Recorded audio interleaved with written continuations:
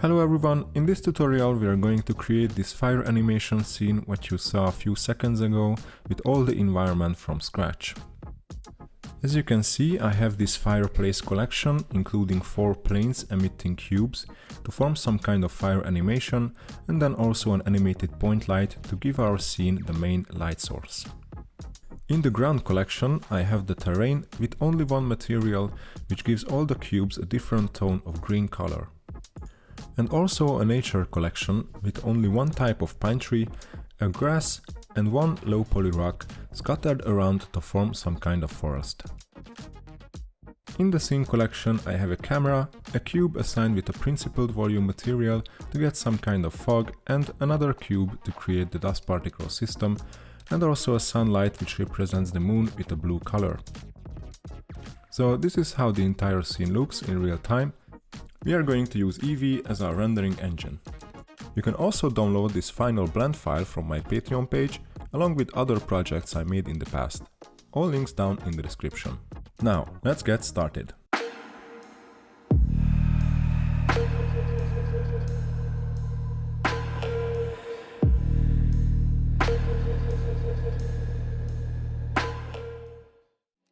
First things first, before we do anything related to animation, I like to set the frame rate first. So let's go ahead to the output properties and set the frame rate to 60 FPS. It's very important for you to also use 60 as frame rate, because if you don't, you will have to put different values into the particle systems when we are gonna do the fire animation. And then also change the end frame to 5400. This also means that we will have a 9-second animation at the end, because 60 frames will be 1 second on the timeline. So let's start by creating the fire. Delete everything with X, then Shift A and create a plane. This will be our first emitter, so you can zoom into an object by pressing the numpad period key, and then I will scale down this plane by 0.2, pressing S and then type in 0.2 on my keyboard. And by doing this I will have to fix these scale values by pressing Ctrl A and then select scale, so I get these values back to 1. This is kinda an important thing to do when you try to model something or add modifiers to your mesh, because it can mess up some things. Repeat the same process, add the new cube this time and scale it down like this. I like to use the move gizmo, so let's enable it and then move it aside, and also don't forget to reset the scale with Ctrl A. Select the plane and in the particle settings add a new particle system and name it to fire. This will be our base, which we will duplicate 3 more times to get the other parts of the fire. If I press space to start the animation, it looks nothing like a fireplace for now, so let's tweak some values. I changed the end frame to 5400, so it will keep emitting the fire until our animation lasts, and if I change the halo to object and then select the cube, it will start emitting cubes. Let's give it a scale of 1 and then add a scale randomness of 0.2. And to make the particles float upwards, go to field weights and then change the gravity from 1 to -0.1. In the velocity panel, change the normal to 0 and also give it a randomized value of 0.1 to make it look a bit more natural. Okay, it looks cool, but we can make it look even cooler by enabling the rotation with some randomized value. So this is how it looks so far, but how do we make the particles to fade out at the top and also at the bottom part, but keeping them in the middle section? For that, scroll down to the textures, create a new one, and then click on this button to go to the texture editing panel. For type, I will select blend and then name the texture to fire. We have to change the mapping coordinates from generated to strength particle, and also the influence from general time to size. So this way every particle which is black will be scaled to 0, and then every particle which is white will be scaled to 1, so this way we can create some kind of fade out effect. Under colors, enable color ramp so we can manipulate this blend texture and play with the values until you get something like a fire. I also added one more node to the color ramp with a black value to control the fade out at the end. Let's go ahead, select the cube, go to the material settings, create a new material, name it fire, and then scroll down to the viewport display and change the preview color to some kind of orange for now. I forget one more thing, so before we duplicate our first emitter, let's select the plane, go back to the particle settings and disable show emitter in both the render and also in the viewport display so we can't see the emitters. With Shift D, duplicate the emitter and then you can lock your movement on the Z axis by pressing the middle mouse button and slightly moving your cursor upwards, and then you can confirm the duplication with a left click. Create a new copy of the cube, move it aside, then go to the material settings, create a new copy of the fire material, name it fire button, scroll down to the viewport display and give it a more orangey color. Next up, we are going to work on the lower part of the fire, so we can add some variations to the flames. So select the bottom part, go to the particle settings, duplicate it and name it something else. Scroll down to render, object and pick the newly created cube, so later on we can add the new material to the lower part of the fire. For this emitter, I changed the seed to 1 so it's not matches with the previous one, give a velocity randomized value of 0.3, then in the texture settings I made a duplicate of the fire texture, name it something else and then played with the color ramp so it's only visible on the lower part. Then I also moved them a bit closer to each other. For the smoke and amber, it's the same drill. We are going to create a new cube for each and then also duplicate one of our existing particle systems. So press Shift D, duplicate the cube, create a new copy of the material, name it smoke and change its color to light gray. With Shift D, create a new copy of the fire emitter and also don't forget to make a new copy of the particle system as well and then rename it to smoke. Let's change the object to our gray cube, then I also changed the gravity value to -0.05, then in the texture settings I created a new copy of the fire texture, renamed it to smoke, then I played with the color ramp to get something like this. To make the smoke go higher, change the lifetime value to 75 and maybe lower the number of the particles, then in the velocity tab I also added 0.1 to the Z axis, then scale the cubes a bit more bigger. We have one last part of the fire left, so press Shift D on the smoke this time and then move it down a bit.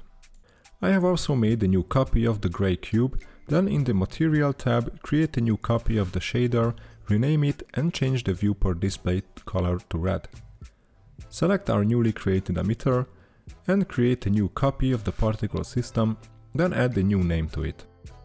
Change the velocity normal to -2 and also the Z axis to 2 and give a randomized value of 0.2. Don't forget to pick the red cube as instance object so we can see what is happening. Then scale down the particles to something like 0.14, then go down to the texture settings, make a new copy of the smoke, then rename it to something else. If you want, you can also play with the color ramp. Our fire is basically done, but I also forget to do something important, which is naming the objects accordingly. If you don't want to do it, just leave it as it is, whatever. Okay, one more thing I promise. I also wanted to add some latency to some of the emitters, so our fire looks like that it's being ignited, which means I changed the fire start frame to 15, the smoke start frame to 25, and the amber to 30. This way the fire is building up and it looks a bit more natural. Let's continue with modeling the rocks around the fire. With Shift A, I will create a new plane for a temporary ground, then a cube. Don't forget to reset the scale with Ctrl A. Tab into Edit mode, then extrude some of the faces, move some edges and vertices to get a simple rock shape. With numpad/, I isolated the mesh to see it a bit better, then in Edit mode select all the faces with A, and then if you hold down the knife tool, you can select the bisect tool, which we will use to cut down some of the edges of the rock. With all the faces selected, you can just click and drag your cursor to create a straight cut, then in the bisect menu, select Fill and then clear inner or sometimes outer, depends on your cut's position. Repeat this process until you get a more defined rock shape.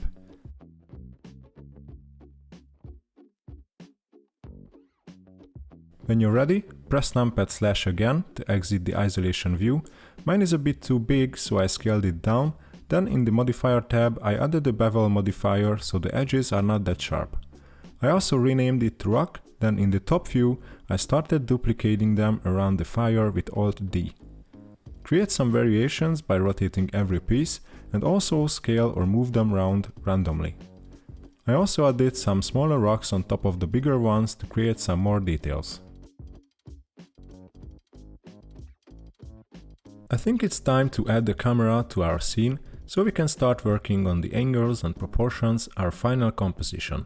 So let's press Shift-A, add a new camera. With numpad 0, go into the camera view, and if you press N, you can lock the camera to the viewport on this side panel and move it freely as you would navigate in the 3D viewport.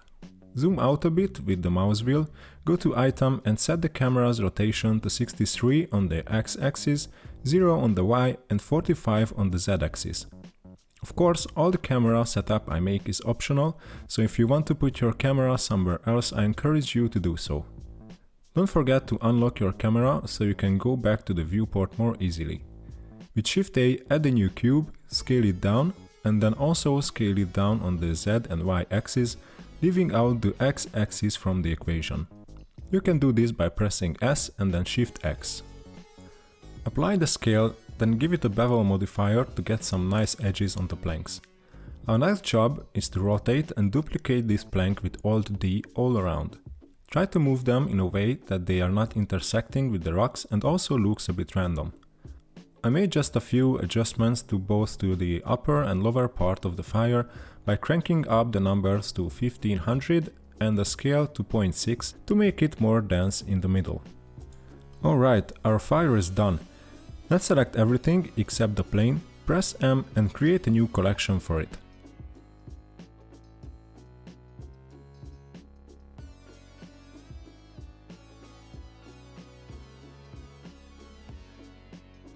Duplicate one of the rocks with Shift-D and move it aside. We will use this one later to scatter around in the environment. Select one of the rocks, tab into Edit mode and move down the bottom faces just a tiny bit because the ground will be uneven and we don't want the rocks to be floating in the air. If you duplicated them previously with Alt-D, all of them should act as one. Okay, give this one a new collection as well with M.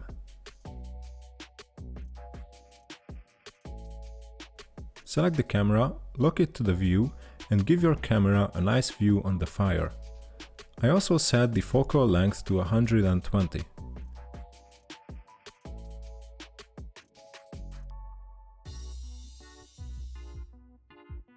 Next up, we will create the terrain. Scale up the plane until it covers all the area in front of the camera. In Edit mode, right-click and subdivide. Set it to like 50. The more you type here, the more cubes you will get at the end. Press 3 for face select mode, and with proportional editing enabled, create some bumps on the ground. You can set the effect radius with the mouse wheel. Try to create some nice composition and also a flat surface under the fireplace.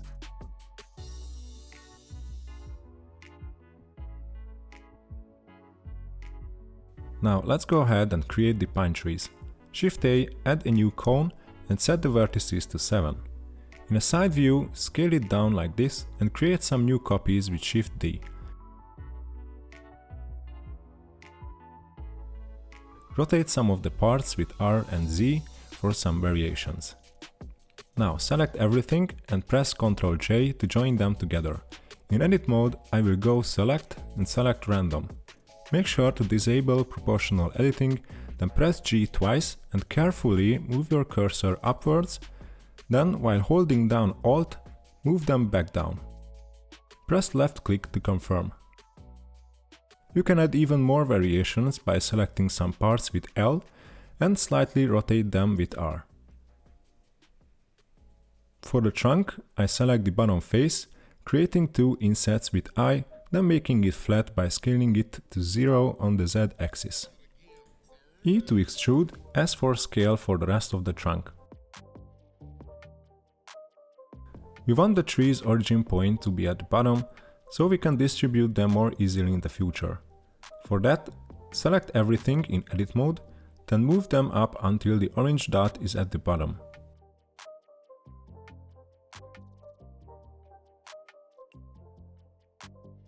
Apply the scale and add a bevel modifier.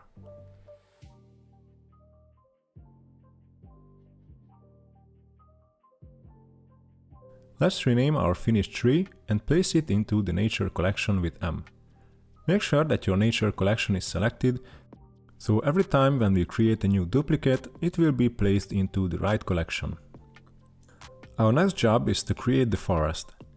In camera view, I start duplicating the trees with Alt-D all around to form a low poly forest.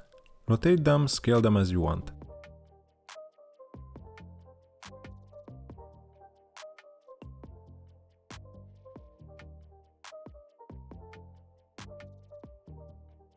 Later on, I'll also change the camera's angle to get more view of the background. Select the ground and give it a new collection. In edit mode, press C for circle selection, then select all the faces that are not visible to the camera and simply delete them with X as we don't need them at all. Create even more trees on the faces that are left. For more easier distribution, you can always use the snap tool with these settings, duplicating and moving them while holding down Ctrl. Our main goal is to make sure that our scene looks good in the camera's view, so always check it out.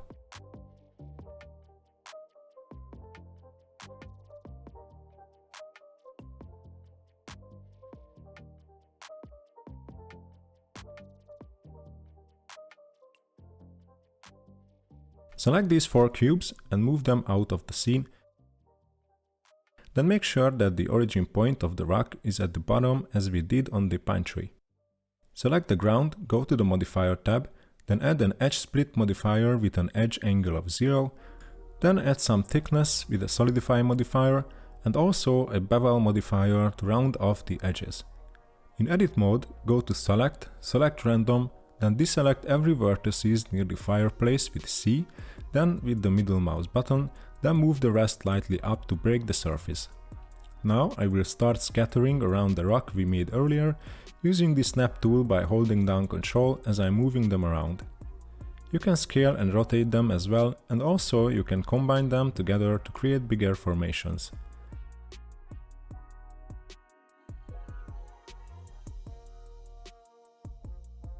For the grass, I created a new cube in the nature collection, renamed it, then you can just scale it down and try to follow what I do, as I'm not doing anything new.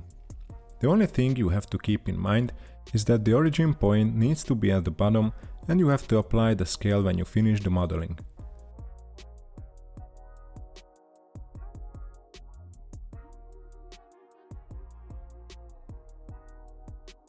Before I start the scattering part, I applied the bevel modifier to the grass, then I made a bunch of copies with Alt-D, just as I did with the rocks.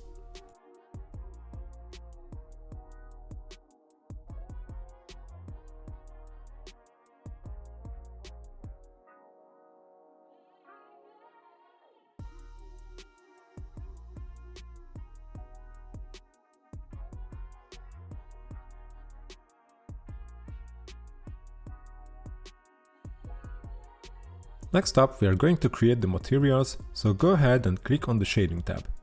Select one of the pine tree and click on new material. We are going to create a master shader, and from this one we are going to duplicate all the others. Press Shift A and search for a color ramp, plug the color into the base color, then add in a gradient texture, factor to factor, and make it a spherical gradient. If you have the Node Wrangler add-on enabled, you can select the texture and then press Ctrl T for an automatic mapping node and texture coordinate. If not, you can always enable it in the Preferences/Add-ons menu. Let's set the X and Y axis on the location to 0.5 and use the UV output from the texture coordinate and switch the type to texture on the mapping node. With the color ramp, you can add a bit more color variation.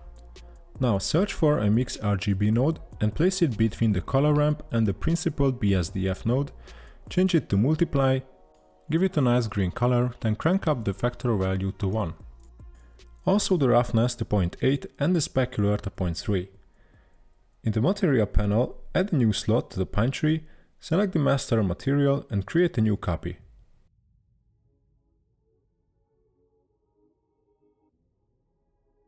Go into edit mode, select all the faces, then assign the trunk material to it, then change it to some kind of brown color. For the ground, select the ground collection, then apply the edge split modifier. Now I will add the master shader to it, then creating a new copy.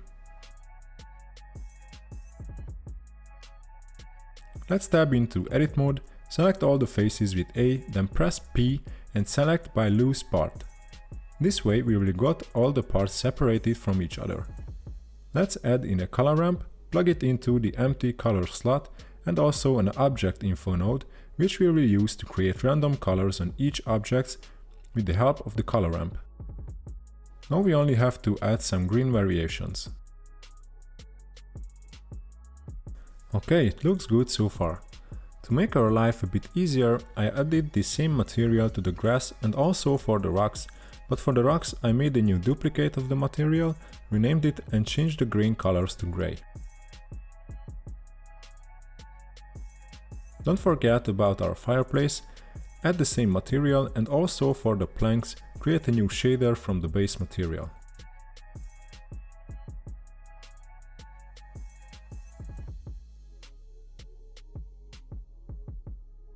Very nice. Our scene is finally coming together. Now we are going to create the fire materials. Delete the principal BSDF and add an emission shader, plug it into the surface and change its color and also the strength to 10.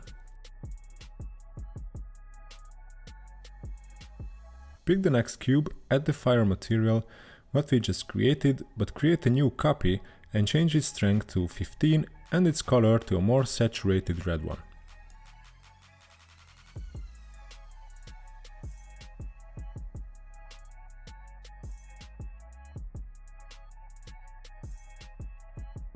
It's the same drill for the amber, but I made it even stronger and darker.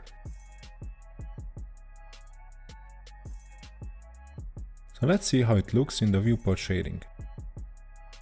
Not bad, but we still need to add some lights. So select the fireplace collection and add a new point light, then move it up just a touch.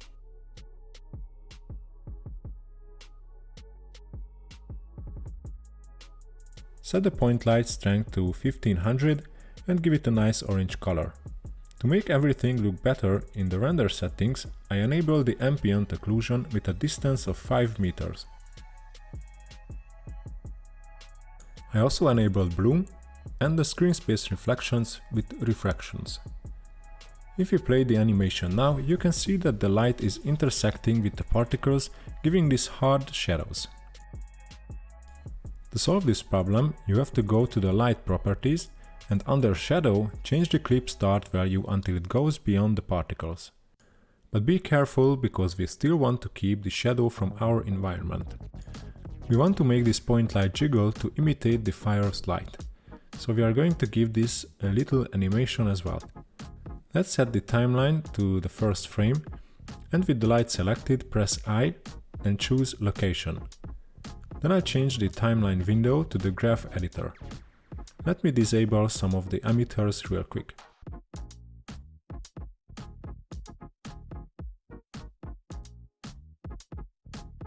So if I play the animation, this light stays still, which is not really what a fire does. If you drop down this menu and select one of the axes, then press N, you can go to the modifier tab and add in a new noise effect. Now obviously it's a bit too strong, so you can increase the scale value until you get something more subtle.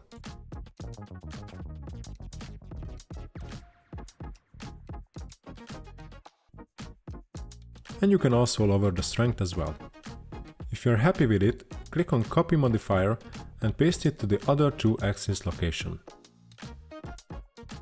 I think we still need to decrease the strength, so go with 0.3 instead.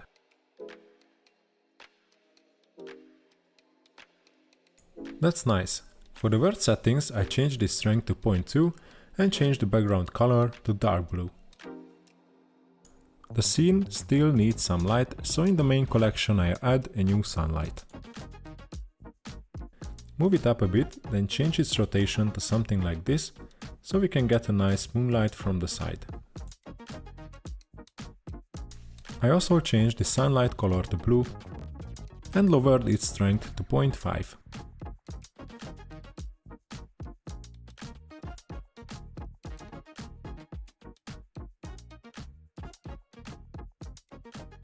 I think we still need to change the smoke material, so select it, go to the Material tab and make it rough and the specular to 0.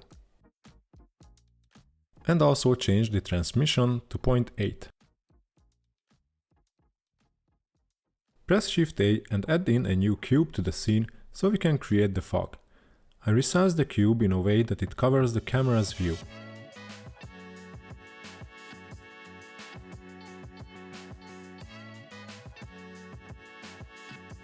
In the Material tab, create a new material, click on Surface and select Disconnect because we are going to use the volume channel, so click on Volume and select the principled volume shader.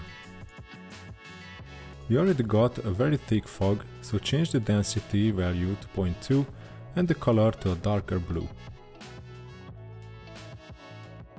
I also want to add some ashes flying around, so I added another large box.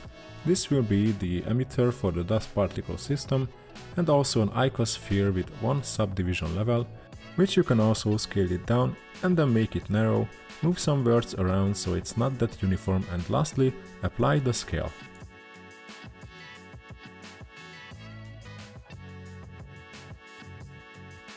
Add the new particle system on the dust emitter. We don't need that many particles, so I changed the number to 500 for now. Both the frame start and end to 1 and the lifetime to 540, so it matches the duration of the animation. In the Render tab I choose Object, then pick the dust particle icosphere.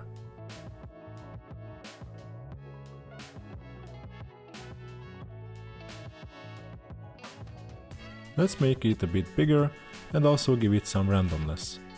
It's still falling down, so we have to make the velocity to 0 and also the gravity to 0.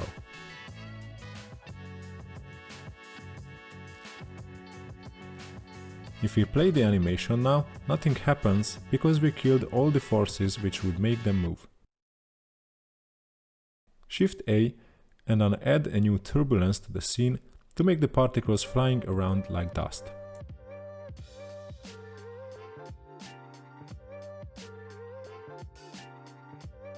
The only thing I changed on the turbulence is the flow, which I set to 2, and the noise amount to 1. Then I made the dust even smaller, because we want it barely visible. As you can see, the turbulence is also affecting our fire, which we don't want, so if you select all the emitters related to the fire and scroll down to the field weights, you can turn off the turbulence affection to 0.